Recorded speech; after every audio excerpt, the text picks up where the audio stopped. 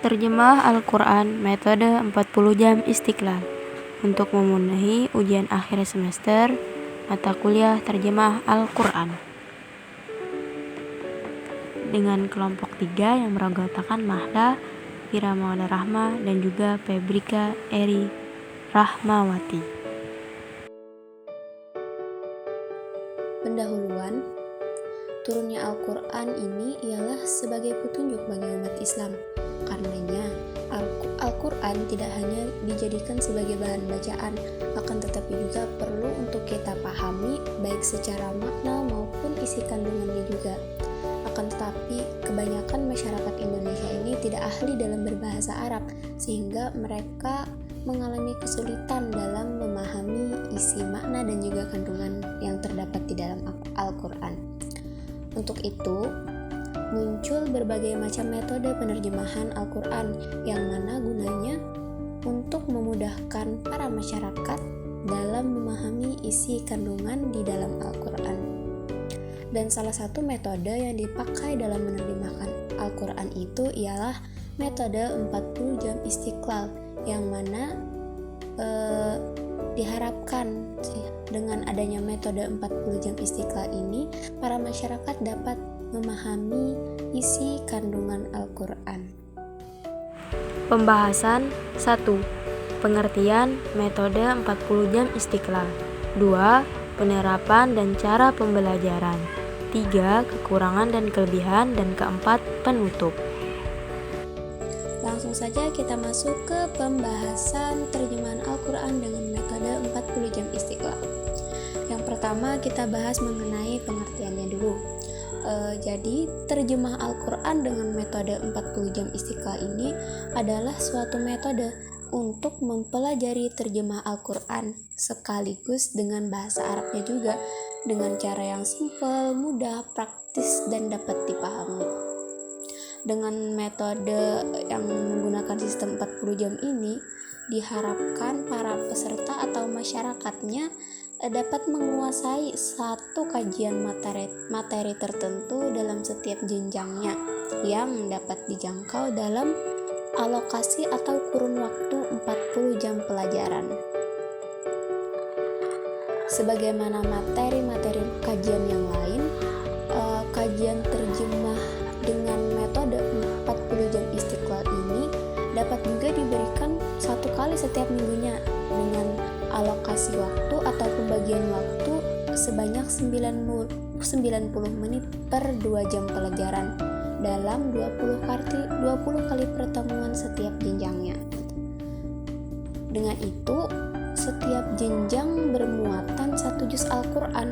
Misalnya nih, 1 juz terdiri dari 3624 kata. Lalu setelah dibagi-bagi ayatnya di dalam setiap pertemuan akan dapat direalisasikan dalam waktu 40 jam saja. Itu juga ditambah dengan diadakannya evaluasi di akhir pertemuan. Yang mana evaluasi ini tidak hanya berfungsi untuk memantapkan materi kajian yang diterima saja, akan tetapi juga dapat memberikan motivasi untuk berkompetisi antar peserta itu sendiri. Jadi, kalau kita mempunyai atau peserta itu ataupun masyarakat itu atau setiap orang yang mempunyai kemauan untuk berlatih, maka insya Allah dalam kurun waktu 40 jam saja akan sudah memiliki modal yang besar untuk dapat menerjemahkan Al-Quran yang 30 juz tersebut. Kemudian penerapan dan cara pembelajaran. Cara pembelajaran terjemah Al-Quran metode 40 jam Istiqlal ini ialah sebagai berikut. Yang pertama, para peserta dibagi di dalam kelompok-kelompok belajar. Terdiri minimal 19 orang, maksimal 27 orang. Yang kedua, dikelompokkan berdasarkan kemampuan membaca Al-Quran yang belum bisa lancar dan yang lancar masing-masing disendirikan. Yang ketiga, pertemuan dilakukan seminggu sekali selama 90 menit, ditempuh 20 pertemuan atau 5 bulan. Yang keempat, kegiatan belajar mengajar KBM 90 menit terdiri mukadimah, pembukaan, termasuk apresiasi, 10 menit materi utama disampaikan dalam waktu 35 menit, evaluasi justru selama 40 menit, kesimpulan atau penutup 5 menit. Yang kelima, dibimbing menerjemahkan secara bergiliran satu demi satu peserta, sementara yang lain memperhatikan dan menyimaknya. Yang keenam, dilengkapi dengan media pembelajaran yaitu panduan kurikulum dan kamus Al-Quran. Yang ketujuh, sistem pembelajaran metode CBSA yang diaplikasikan dengan konsep Training of Trainers atau TOT. Program ini terdiri dari 4 tingkatan, yaitu tingkat dasar, menengah, atas, dan tinggi. Para peserta dapat menentukan pilihannya sesuai kemampuannya. Yang ke-8, program ini merupakan kajian Al-Quran sekaligus dengan bahasa Arabnya. Kekurangan dan kelebihan terjemah Al-Quran, metode 40 jam Istiqlal. 1. Kelebihan. A. Bagi peserta akan meningkatkan kecerdasan spiritual, kecerdasan emosional, dan juga kecerdasan intelektual. B. Bagi umat akan memperkuat ikatan silaturahmi dan ukhuwah Islamiyah dalam rangka memperkokoh persatuan dan kesatuan bangsa. C. Bagi pemerintah akan menunjang pembangunan bidang mental dan spiritual serta membina sumber daya manusia yang berkualitas. D. Mempunyai metode global yang bersifat analitik sintetik. Maksudnya, para peserta terlebih dahulu diajak untuk mengamati materi secara global. Kemudian, instruktur mengajak menganalisa tiap kata. Kemudian, arti kata. Selanjutnya, terjemahan per ayat. Setelah itu, peserta diajak memberikan rangkaian yang ada hubungannya antara ayat yang satu dengan ayat yang lainnya. 2. Kekurangan. A. Untuk lebih meningkatkan minat masyarakat dalam mengikuti program terjemah ini, hendaknya dirancang dan didesain sedemikian rupa sehingga masyarakat atau peserta tidak merasa bosan dalam mengikuti program ini. B.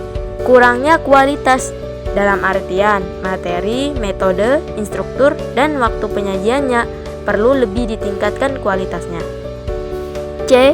Metode ini juga sebagai salah satu metode dakwah alternatif. Sebaiknya, program ini harus benar-benar mampu menyentuh masyarakat atau pesertanya.